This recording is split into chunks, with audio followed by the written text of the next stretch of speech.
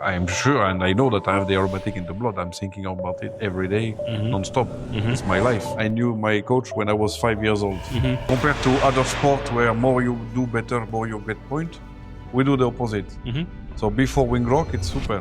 When you're at the top, you cannot just look at paper, learn the sequence, see others flying, and go fly and succeed. You also cheat a little bit in the plane, so maybe it does not feel perfect for you, but it looks nice for the audience. And correct. Yeah, that's the bizarre thing in aerobatics. It's magic. It's illusion. Hi guys, my name is Markus Extra. I'm here together with Romain Fahl. So this is part number 2 of our video. Today's topic is aerobatic coaching and why we are actually doing the aerobatic coaching, so that the judges give us better scores. So thank you, Romain. Romain is a very experienced aerobatic pilot and also aerobatic coach by himself. So he has a very good experience, how to do the coaching overall. So maybe Romain, you can give us a quick introduction. What is actually aerobatic coaching? What are you doing when you're standing on the ground? So actually, as you said now, staying on the ground. So when you learn aerobatic, you learn how to fly with your instructor in the plane. Then you understand that you want to do competition. You will find your right extra aircraft. You will want to go to competition, as I said, and then you will need to go to the first level to show your flight to a judge line. And it is possible to understand what they want when you have your instructor on board, but the truth is when somebody is teaching you what the figure should look like for the judge to appreciate it. So the coaching on the ground is more to drive the guy to make the sequence looks what it should look like for a judge, that is presentable for judge. To teach him about timing, how to make the loop round, how to make the 𝐂𝐵 round, but also to stabilize 45 degrees line. Because as you know, depending on the wind, the 45 degrees looks different than when there is no wind. So you need to increase the angle or decrease the angle to compensate the wind. And this, you will of course understand it with your instructor on board, but you will understand it better if someone that you trust and that have enough experience to share with you will tell you what you are actually doing, or the best is what you actually should do. So the coaching is like this: is from the ground, someone which know the judge rules and make the plane doing like a model almost. If the guy is listening well, it's like a modelism. To make the guy doing what he should do based on the rules. According to rules. So how do you get in touch with an aerobatic coach? So I guess the best way is you started your aerobatic flying, you're maybe in primary or in sportsman, you now get a little bit into the community and meet a lot of people. That's probably the best access to hear, okay, this guy is maybe coaching me, and then you can pick a coach where you think he gives you the best results and that you also trust, or how would you get in contact with these judges? With these coaches, sorry. With these coaches. So when you go to your first competition, you will meet people, and maybe you will start to become friend with a guy from this place, and they have a coach, and you will join there. And it's good because you see that they are very competitive on the competition mode. Some others are doing competition more for hobby. For fun, I mean, we're all doing it for hobby. But we are very convinced. I want to be world champion. You want to be world champion. So we try to do the best to go to this. But we are actually pushing the things high. Not everybody is like us, but they are all friends of us anyway. They like to fly the same extra. They like to fly the same plane at the same place. But they have maybe not much motivation than to go more further than intermediate, for example. Okay, it's everybody's choice. But anyway, when you start to do something in competition, you don't want to attend a contest and say, oh, if I'm last, is okay. I don't know anyone like this. So at some point, you will anyway start to listen to somebody which you feel that, okay, this is the guy that he explained well, and I trust him, and then you start to get in touch with the guy. most at the competition side, you will see also other countries who is doing what on which countries, and maybe we'll try to bring the same things in your country, or just to attend some training with some different people. So yeah, this is the way. In my case, it's different because I knew my coach when I was 5 years old, and I trust him. I know, and I am not ashamed to say that he was for me an idol. I knew him. He was not world champion yet. Then he became world champion. I'm talking about 𝐂𝐗𝐲𝐫𝐞 from France. And I decided that, okay, this is the guy, and he's a tough guy. I mean, tough. He's also a funny guy, huh? But he's a tough guy because he has it. I think like me, I have it too, and it's in his blood. He's living aerobatics. He's living for aerobatics. Sure. Everyone who knows him will agree. Yes, correct. And for me, I'm the same. I don't pretend to be 𝐂𝐗𝐲𝐫𝐞, but I'm sure, and I know that I have the aerobatic in the blood. I'm thinking about it every day, non-stop. It's my life. So I fit very well with this guy, and as I said, for me it's a bit different because I knew him very child. But he's the guy that I trust. He has his method. It's fitting with me. It's not fitting with others, which have other methods. It does not mean that they will not win.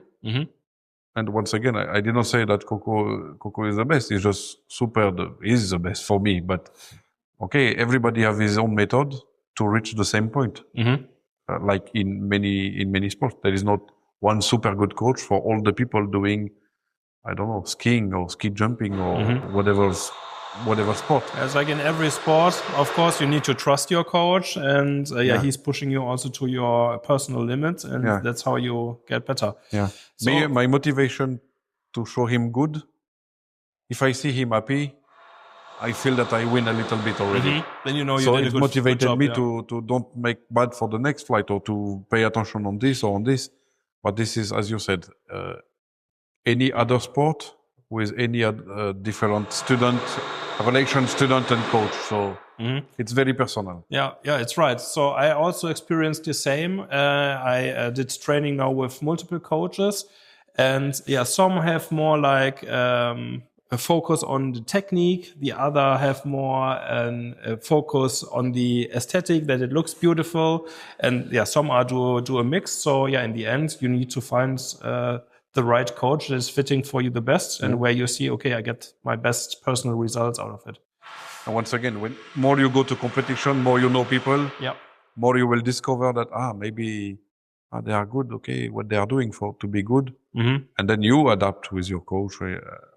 We have different examples of who is flying with who, why it's good, why it's not good, but generally it's good, but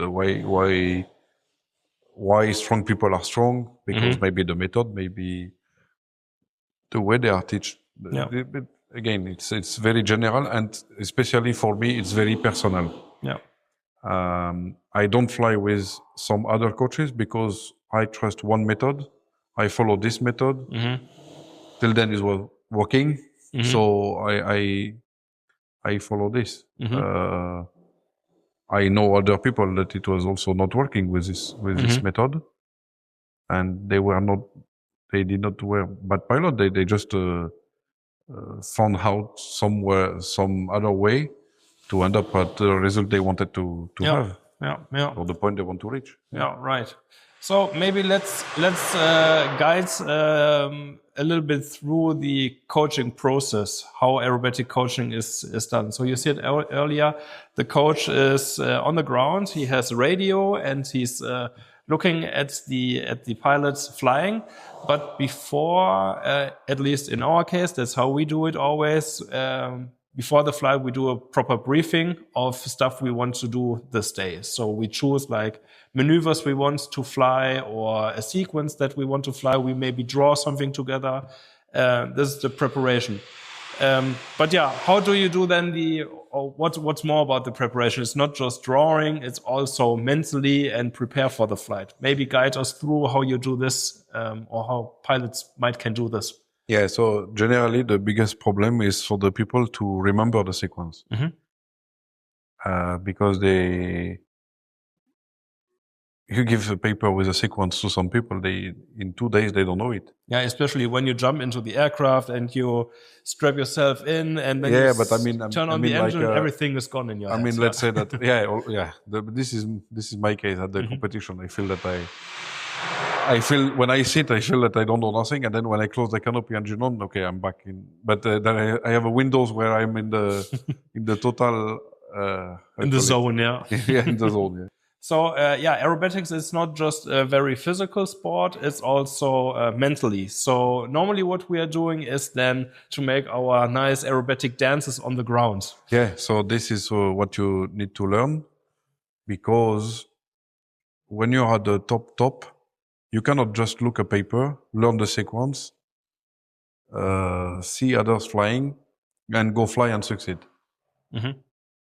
If you can, good for you. Yeah, good for you. Me, I cannot. Yeah. So you need to learn on the ground.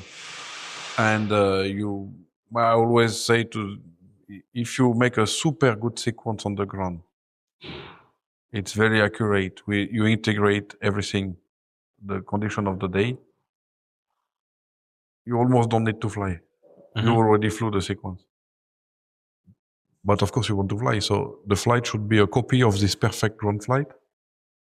And normally, it should work. And then also, again, as you said, the experience will or you practice. Yeah. But this is like every sport. It's not because we can handle skiing that we are world champion of ski tomorrow. Yeah. It's actually not the case at all, yeah? Marcus? Yeah. So, no, it's... you have to train. Yeah. So if you have already decided getting an extra NG, we have a new demonstrator coming. This is going to be in Florida, in D-Land soon. And this is a fully equipped extra NG, so you can see all the available options there. This one also has additional equipment, or the newest equipment. It has a taxi camera or an upgraded heating system, and also very beautiful blue carbon interior. So make sure to see this extra NG. And afterwards, I'm pretty sure you get the perfect configuration for your own needs. Just contact us via sales@xtroaircraft.com, and we're happy to see you there. So yeah, let's go through the process a little bit. So we did now our nice sequence that we draw. We did now our aerobatic dance, and we have everything super good in our head. We are prepared. We turn on the engine, we take off, and we arrive in the aerobatic box, and you're already waiting for us with your radio in the hand. So what is something that you are looking for now, especially in the perspective, on a judging perspective? I mean, in the end, we're doing this coaching. Our flight is so nice that the judges give us high grades for the aerobatic figure. How is this going on? So, as you said, the coaching is here to make you understand what you have to do, what you need to know to follow the rule books, what the judge will follow to deduct point. So, compared to other sports where more you do better, more you get point, we do the opposite. So before wing rock, it's super. Yeah, you always have a 10. Yeah, that's a 10. Yeah. So the figure start and are score out of 10. Yeah, and you already have 10. So you have every aerobatic sequence is made out of single maneuvers. Yeah. And in the beginning, the judge judges every maneuver by itself. And the different stuff in aerobatics is that you start with a 10. That's the highest you can get.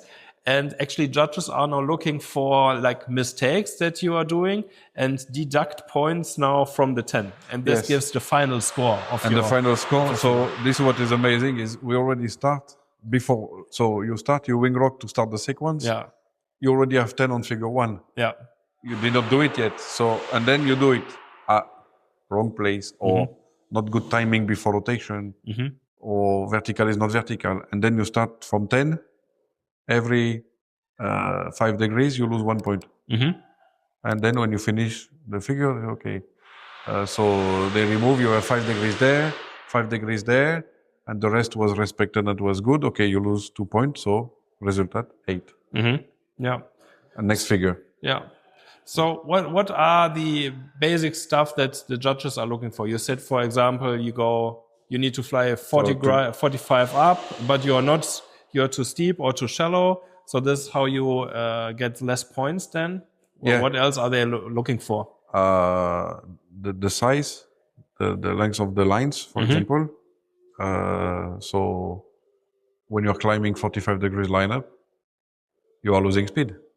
So of course the line before, it should be longer than the one prior to the rotation, because the plane need to fly longer to make the size equal. And they are looking to balance the line, for example.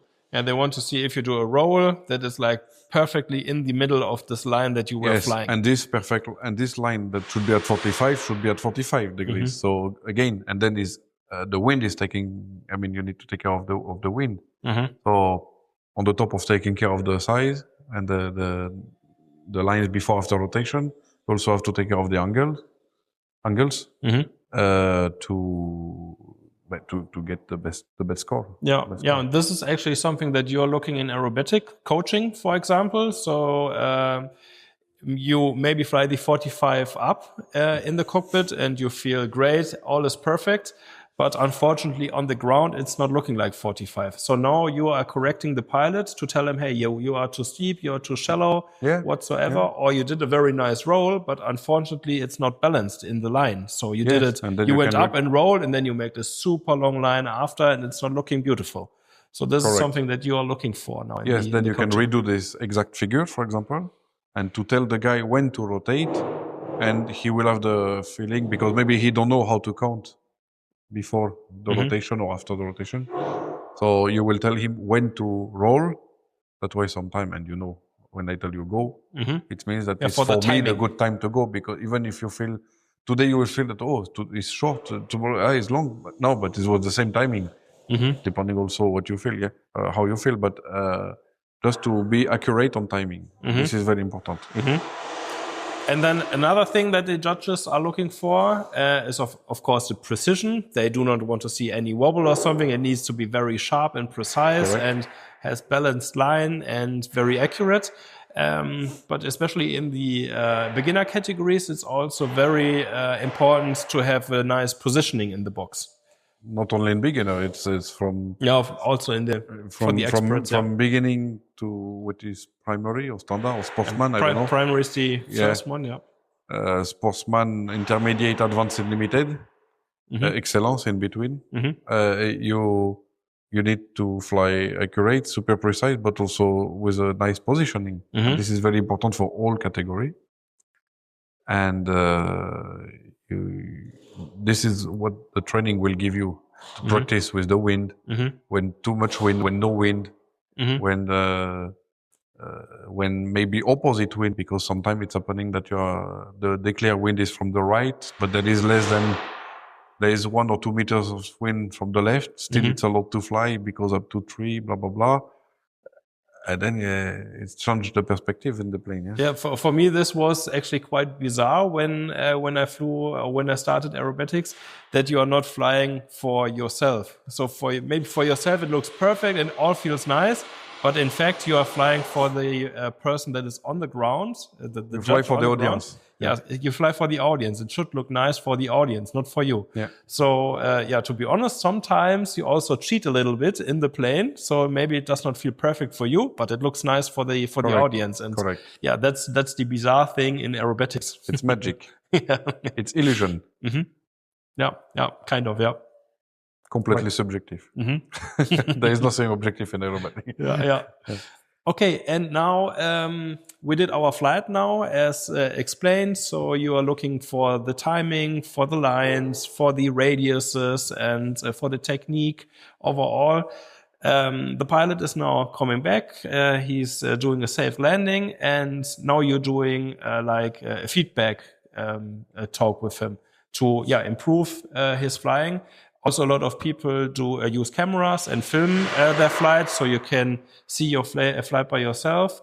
And I know this is also what aerobatic judges or coaches do is this debriefing. Yeah. And I think this is also quite helpful. You brief what you will do, you do what you brief, and you debrief what you did. Yeah. So to go next to or to repeat again, or to go next. Right. Yeah. Okay. Maybe let's speak one more time about the aerobatic judging. So the rules are always changing.